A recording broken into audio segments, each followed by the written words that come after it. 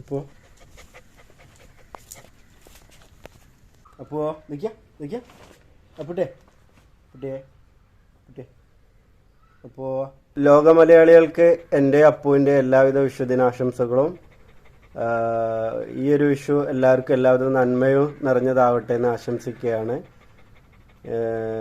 എല്ലാവരും അപ്പുവിൻ്റെ വീഡിയോസ് ചോദിച്ച് വിളിക്കുന്നുണ്ട്, അപ്പുവിൻ്റെ ഒന്ന് നേരിട്ട് കാണാൻ വേണ്ടി.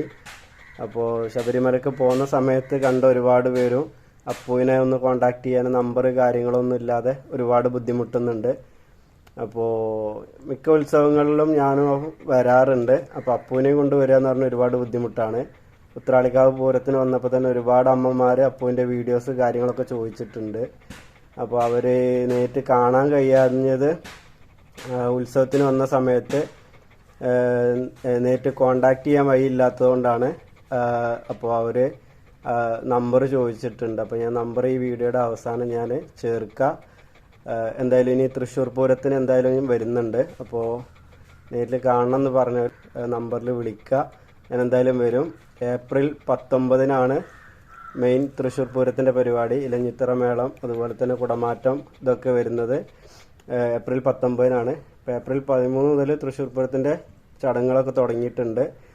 അതിൻ്റെ സാമ്പിൾ വെടിക്കെട്ട് കാര്യങ്ങളൊക്കെ ഉണ്ട്. പിന്നെ 18-ാം തീയതി മുതൽ പ്രധാനമായിട്ട് തൃശ്ശൂർ പൂരം തുടങ്ങുകയാണ്. അപ്പോൾ എന്തായാലും വരും. ഒരുപാട് പേര് വിളിക്കുന്നുണ്ട്. തൃശ്ശൂർ പൂരം എല്ലാവരും കൂടുന്നൊരു ചടങ്ങാണ്. അപ്പോൾ പരമാവധി ഞാൻ വരാൻ ശ്രമിക്കാം. അപ്പൂനെ കൊണ്ടുവരാൻ വരുമെന്ന് എല്ലാവരും ചോദിക്കുന്നുണ്ട്. അപ്പോൾ അപ്പൂനെ ഒരു തിരക്കല്ല, അത്രയും തിരക്കാണ്. അപ്പോൾ അത് കൊണ്ടുവന്ന് കഴിഞ്ഞാൽ അപ്പൂനെ മിസ്സാകാനുള്ള സാധ്യത കൂടുതലാണ്. അപ്പോൾ എല്ലാവർക്കും ഹാപ്പി വിഷു. ഒരിക്കൽ കൂടി വിഷു നല്ല രീതിയിൽ ആഘോഷിക്കുക. എല്ലാവരും നന്മ നിറഞ്ഞ ഒരു നല്ലൊരു ദിവസം തന്നെ എല്ലാവർക്കും ആശംസിക്കുകയാണ്.